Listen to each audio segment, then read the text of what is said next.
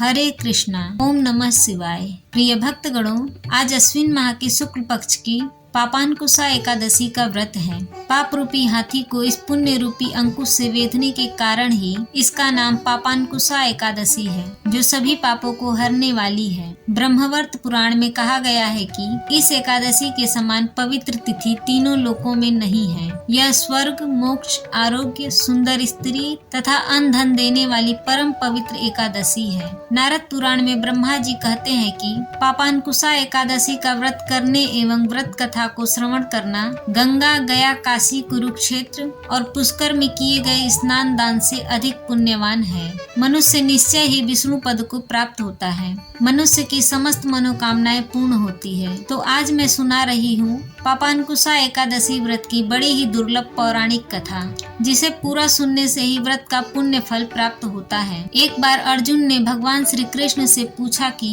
हे मधुसूदन, हे कमल नयन, अश्विन माह की शुक्ल पक्ष की एकादशी का क्या महात्म्य है और इस अवसर पर किसकी पूजा होती है? इस व्रत का क्या लाभ है? हे भगवान, कृपा कर आप मुझसे सविस्तार कहिए। अर्जुन के मधुर वाणी को सुनकर श्री कृष्ण भगवान बोले, हे कुंती नंदन, अश्विन माह के शुक्ल पक्ष की एकादशी का नाम पापानकुशा एकादशी है। इसका व्रत करने से सभी पाप नष्ट हो जाते हैं तथा व्रत करने वाला अच्छे पुण्य का भागी होता है।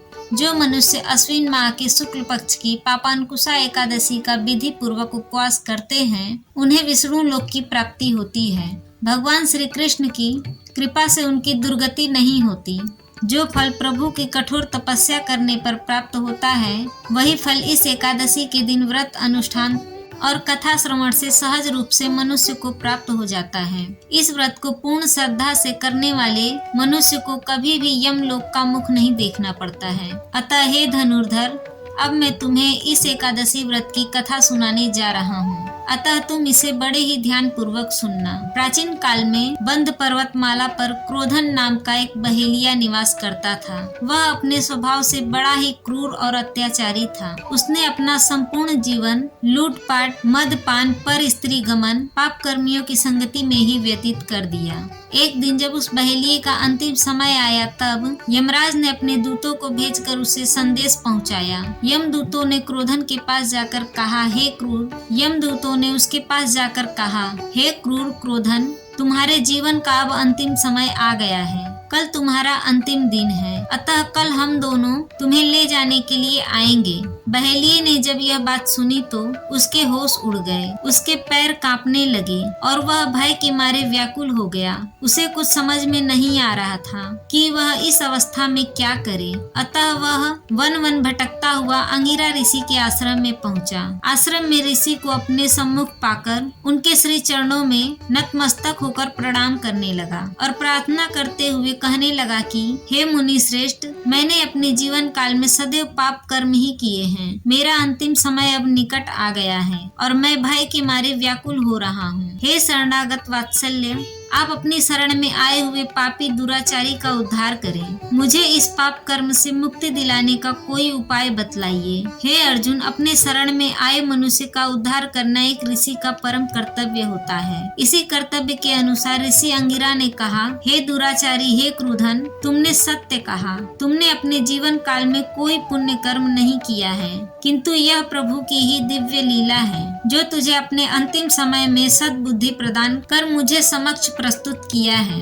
अपने इस पाप मुक्ति का उपाय बड़े ही ध्यान पूर्वक से सुनना। अब से अश्विन माह के शुक्ल पक्ष की आने वाली एकादशी तिथि, जिसे पापानकुशा एकादशी के नाम से जाना जाता है, उसका विधि विधान से व्रत करो। इस व्रत के प्रभाव से तुम्हारे सभी पाप कर्मों का नाश हो जाएगा और तुम स्वर्ग के भागी बनोगे। महर्षि अंगिरा के कहने पर, महर्षि अंगिरा के कथना अनुसार उस बहेलिये क्रोधन ने पूर्ण श्रद्धा और विधि विधान से पापानकुशा व्रत का अनुष्ठान किया और स्वयं को पूर्ण रूप से श्री हरि विष्णु को समर्पित करते हुए व्रत का समापन भी किया। व्रत और भगवान श्री हरि विष्णु के पूजन के फल स्वरूप बहेलिये के सारे पाप का नाश नाश हो गया और वह भगवान श्री हरि विष्णु के भेजे गए गरुड़ पर सवार होकर अपने परम धाम विष्णु लोक को प्राप्त हो गया। यमराज के भेजे गए दूत बड़े ही कौतूहल से इस संपूर्ण लीला को देख रहे थे और बहेलिये को साथ लिए बिना ही पुनः यम लोक प्रस्थान कर गए। इस दिन मनुष्य को विधि पूर्वक भगवान पद्मनाभ की पूजा अर्चना करनी चाहिए। यह एकादशी मनुष्य को मनोवांछित फल प्रदान करने वाली है।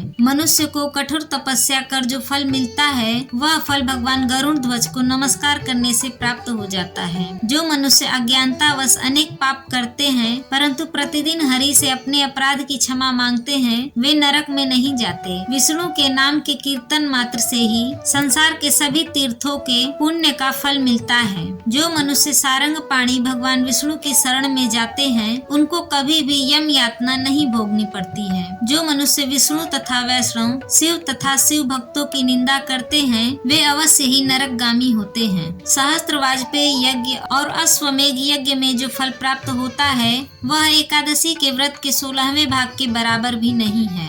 इसके समान पवित्र तिथि तीनों लोकों में नहीं है। इस एकादशी जैसा पुण्यदायी कोई व्रत नहीं है। यह एकादशी स्वर्ग मोक्ष आरोग्य सुंदर स्त्री तथा अन्न और धन को देने वाली है।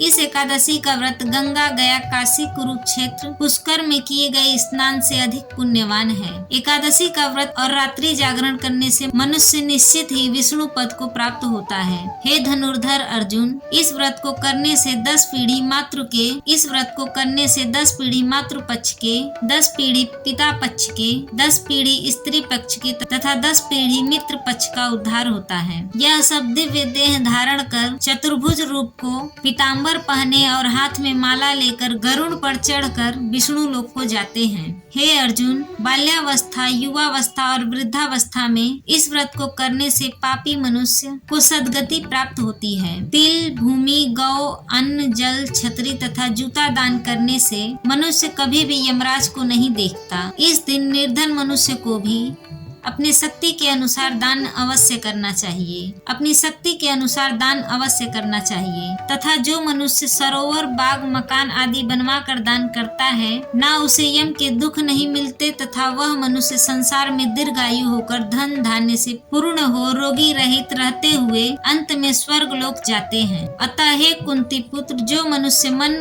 वचन कर्म से विष्णु भगवान की शरण में जाता है तो स्वयं भगवान उसकी रक्षा करते हैं। इस कथा का श्रवण करने से मनुष्य के सर्व पापों का नाश होता है। मनुष्य की कुमति सुमति में परिवर्तित हो जाती है। इस एकादशी व्रत में भगवान श्री हरि विष्णु का किया हुआ पूजन अनंत फल प्राप्त करवाता है। अपने पाप कर्मों से हमेशा भयभीत रहने वाले मनुष्य को सदा इस एकादशी व्रत का अनुष्ठान पूर्वक श्रद्धा और समर्पण भाव से करना चाहिए। व्रत की समाप्ति में निमंत्रित ब्राह्मणों को उचित दक्षिणा देकर संतुष्ट मन से विदा करना चाहिए। अतः इस दिन तुलसी का पूजन कथा का श्रवण तथा तुलसी के सामने दीप दान करने से मनुष्य को अच्छे पुण्य फल प्राप्त होता है जो कभी नष्ट नहीं होता है। अतः इस दिन तुलसी के महिमा का गुणगान अवश्य ही करना चाहिए। तो प्रिय भक्तगणों, आइए नारद पुराण के कहे अनुसार एकादशी व्रत के दिन सुनी जाने वाली तुलसी माता की कथा महिमा का श्रवण करते हैं और एकादशी का पूर्ण फल प्राप्त होता है। पूर्व काल की बात है, रत्नागिरी नामक नगर में रत्नाकर नाम का एक ब्राह्मण रहा करता था। वह जन्म से तो ब्राह्मण था किंतु वह कर्म से भ्रष्ट कपटी बुद्धि वाला था। वह कंबल तथा चमड़ा आदि बेचकर धन कमाता था। साथ ही वह सभी से बहुत झूठ बोलता था। उस ब्राह्मण का सदैव बुरे काम में ही मन लगा रहता था। उसको वैश्यागमन और जुए की बहुत बड़ी बुरी आदत थी। उसने अपने जीवन में कभी भी पुण्य के काम नहीं किए। वे सिर्फ कहने का ब्राह्मण था। उसने कभी भी शास्त्रों का अध्ययन नहीं किया, कभी पूजा पाठ भी नहीं किया। सदैव अपने मन को दूसरों के धन प्राप्त करने में लगाया रखता था। दूसरों की स्त्री को देखते ही उसकी लार टपकने लगती थी। वह दिन में जो भी धन कमाता था वह उस धन को रात्रि में वैश्यागमन में बिता देता था। इस प्रकार से वह पापी रत्नाकर नामक ब्राह्मण अपना जीवन सिर्फ पाप के कर्मों को करने में व्यतीत किया करता था। वह अपने मुंह से कभी भी भगवान श्री हरि विष्णु का नाम भी नहीं लिया करता था। प्रिय भक्तगणों, इस प्रकार से पाप करते हुए उस रत्नाकर ब्राह्मण को अनेक वर्ष बीत गए। फिर एक दिन की बात है, उस रत्नाकर ब्राह्मण ने व्यापार करने के लिए एक नगरी में गया। उस नगर के पास से नर्मदा नदी बहती थी। वह नदी बहुत ही पावन थी, इसीलिए उस नदी में स्नान करने के लिए दूर दूर से बहुत लोग आया करते थे। जब रत्नाकर ब्राह्मण वहां पहुंचा तो उसने देखा कि आज भी वहां सब कई सारे ब्राह्मण आए हुए हैं और वह ब्राह्मण भी उसी नदी के किनारे एक आश्रम में ठहरता है। तो वह वहां देखता है कि उस आश्रम में अनेक विद्वान ब्राह्मण हैं जो पुराणों का पठन तथा भगवान विष्णु की स्तुति करने में मग्न हैं। अब वह पाखंडी ब्राह्मण रत्नाकर भी ढोंग करता हुआ वहीं पर उनके साथ रुक जाता है। उन ब्राह्मणों के साथ जब वह रुकता है तो उसे भी भगवान श्री हरि विष्णु का नाम सुनने तथा उसे स्मरण करने का अवसर मिलता है। उस दिन एकादशी का व्रत था। उसने देखा कि वहाँ पर आए ब्राह्मण गायों का पूजन कर रहे हैं और भोजन गायों को खिला रहे हैं। तो उसने भी उस दिन ब्राह्मणों को देखकर उपवास रखा और वहाँ भगवान का नाम जप और कीर्तन करने लगा। भगवान का प्रसाद भी ग्रहण किया। अब वहीं उस स्थान में उसने एक तुलसी का पौधा देखा। सबकी देखा देखी करके उसने तुलसी के पौधे को भी जल से सींचा और उसके आगे उसने दिया जलाया। अब इस प्रकार से एकादशी का व्रत पूर्ण हो गया और अगले दिन उसने विधि पूर्वक ब्राह्मणों के साथ मिलकर पारणा भी किया। अब ऐसा करते करते लगभग 1 माह बीत चुका था। उस पाखंडी ब्राह्मण ने जो भी कार्य किए थे, जो भी तुलसी को जल चढ़ाए थे, वह उसने कार्तिक मास में किए थे। क्योंकि वह ब्राह्मण तो पाखंडी था, तो उसे कुछ नहीं पता था कि कार्तिक का महीना चल रहा है। प्रिय भक्तगणों, अब एक दिन की बात है, जब वह ब्राह्मण आश्रम में सोया हुआ था तो उस स्थान पर एक सर्प आ गया और जब वह ब्राह्मण सो रहा था तो उस काले सांप ने उसे नींद में ही डस लिया। उस पापी ब्राह्मण रत्नाकर की नींद में ही मृत्यु हो गई। सुबह जब अन्य ब्राह्मणों ने उसे अचेत अवस्था में देखा तो उन्होंने उसके मुख से तुलसी पत्र और तुलसी का जल डाल दिया, परंतु उसको होश नहीं आया। फिर सभी ब्राह्मणों को पता चला कि उसकी मृत्यु हो गई है। ब्राह्मण रत्नाकर की मृत्यु के बाद उसकी आत्मा को लेने के लिए उस स्थान पर यम के दूत प्रकट हुए और उसे पकड़कर यमलोक ले जाने लगे। जब वह यम के दूत रास्ते में ब्राह्मण को ले जा रहे थे, तब वह पापी ब्राह्मण विलाप करने लगा और यम के दूतों से कहने लगा, हे यमदूत, मुझे आप कहाँ ले जा रहे हो? मेरी मृत्यु किस कारणवश हुई है? मैंने ऐसा कौन सा पाप किया है? तब यमदूतों ने कहा, अरे पापी दुष्ट ब्राह्मण, तूने जन्म से लेकर मृत्यु तक बहुत पाप किए हैं। तेरे पापों के कारण ही जब तू सो रहा था तभी एक काले सर्प ने तुझे डस लिया और तेरी मृत्यु हो गई। अब हम तुम्हें यमलोक ले जा रहे हैं, वहाँ जहाँ यमराज तेरे पाप कर्मों का लेखा जोखा देखेंगे और निश्चित ही तुझे नरक में डालेंगे। उस यम के दूत की बात सुनकर वह रत्नाकर ब्राह्मण जोर जोर से विलाप करने लगा और वह यमदूतों से क्षमा याचना करने लगा, किंतु यम के दूतों ने उस पर जरा भी दया नहीं दिखाई, क्योंकि वे मृत्यु के देवता की आज्ञा का पालन कर रहे थे और वे उसे पीटते हुए यम के लोक ले गए। जब यम के दूत उस ब्राह्मण को लेकर यमराज के सामने प्रस्तुत हुए तो यमराज के पास बैठे हुए चित्रगुप्त जी ने उस ब्राह्मण के जन्म से लेकर मृत्यु तक कर्मों का लेखा जोखा निकाला और यमराज से कहने लगे, हे महाराज, इस ब्राह्मण ने तो बचपन से लेकर मृत्यु तक पाप ही पाप किया है। इसने कोई पुण्य काम नहीं किया है, यह तो महापापी है। तब यमराज बोले, अरे इसे तुरंत ही मेरे नजरों से दूर कर दिया जाए और इसे कुंभी पाक नरक में डाल दिया जाए। अब यमराज जी उस यमदूत से कहने लगे, हे दूत, जीवन भर पाप करने वाले इस दुष्ट ब्राह्मण को उठा ले जाओ और इसे कुंभी नरक में डाल दो। यमराज के आदेशों का पालन करते हुए उस पापी ब्राह्मण को लेकर चले गए। जैसे ही उन्होंने उस ब्राह्मण को खौलते हुए गर्म तेल में डाला तो वैसे ही तेल एकदम से ठंडा हो गया तथा नीचे जल रही और धधक रही अग्नि भी बुझ गई। यह देखकर यमराज के दूत बड़े ही आश्चर्य हो गए। तब यमराज ने सोचा, अरे ऐसा पहले कभी नहीं हुआ। आज इस ब्राह्मण को तेल में डालने पर तेल ठंडा कैसे हो गया उन्होंने कितने ही पापियों को उस तेल के घड़े में डाला था। वे सभी उस खौलते तेल में गिरकर छटपटाने लगते थे। लेकिन जैसे ही इस ब्राह्मण को उस तेल में गिराया गया, वह तेल अचानक से शांत और शीतल हो गया। यमराज कहने लगे कि यह तो बड़ी ही विचित्र घटना है, ऐसा तो पहले कभी नहीं हुआ था।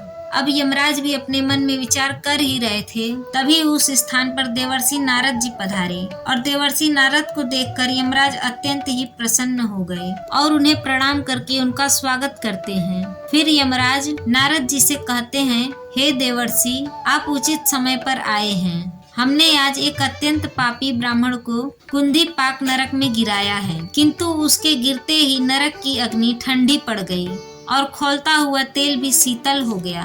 यमराज की बात सुनकर देवर्षि नारद यमराज से कहने लगे, हे धर्मराज, आपने जिस ब्राह्मण को अभी कुंभी पाक नरक में डाला है, वह नरक में डालने योग्य नहीं है, क्योंकि इस ब्राह्मण के द्वारा अनजाने में ही ऐसा कर्म हो गया है जो नरक का नाश करने वाला है। जो मनुष्य पुण्य करने वाले लोगों के साथ रहता है, उसे उसके पुण्य का भाग मिल जाता है। और यह ब्राह्मण तो 1 महीने तक भगवान विष्णु के भक्तों के साथ रहकर आया है और इसने एकादशी का व्रत भी किया है और नित्य प्रति तुलसी को जल अर्पण किया है और इसने तुलसी के आगे दीप दान भी किया है। यह बहुत बड़ा पुण्यवान बन गया है। इसके समस्त पाप नष्ट हो गए हैं। यह ब्राह्मण अब स्वर्ग लोक जाने का अधिकारी बन गया है। इस ब्राह्मण ने अनजाने में ही इतना पुण्य कमाया है जो जन्म जन्मांतर के मनुष्य को प्राप्त नहीं होता। इसीलिए आप इसे नरक में ना पकाओ। प्रिय भक्तों, अब देवर्षि नारद जी की बात सुनकर यमराज अत्यंत ही प्रसन्न होते हैं और उस ब्राह्मण को कुंभी पाक नरक से निकालकर ले आते हैं। यमराज के कहने पर उस ब्राह्मण को कुंभी पाक नरक से निकाल लिया गया और वह भगवान विष्णु की कृपा से दिव्य शरीर धारण करके दिव्य आभूषणों से सुसज्जित होकर एक सुंदर विमान पर बैठकर विष्णु लोक चला गया। जो मनुष्य नित्य तुलसी की पूजा करता है, तुलसी को जल चढ़ाता है, वह भगवान विष्णु को अत्यंत ही प्रिय है। उस मनुष्य की कभी दुर्गति नहीं होती, वह कभी नरक में नहीं जाता। जिन घरों में तुलसी का पौधा सदैव ही हरा भरा रहा है, उस घर में सुख, शांति और समृद्धि बनी रहती है। जो लोग भगवान विष्णु की पूजन में तुलसी पत्र का उपयोग नहीं करते हैं, जो मनुष्य भगवान विष्णु के भोग में और पूजा में तथा एकादशी व्रत में तुलसी पत्र का उपयोग करते हैं, उन्हें सभी प्रकार के सुख संपदा प्राप्त होती है। पति पत्नी में प्रेम और विश्वास बढ़ता है। घर में रहने वाली महिलाएं सदा सुहागिन और सौभाग्यवती रहती हैं। तुलसी का विवाह भी अवश्य करना चाहिए। इससे मनुष्य के सभी दुखों का अंत हो जाता है और सांसारिक जीवन सुखमय बीतता है। तो बोलिए, ओम नमो भगवते वासुदेवाय नमः।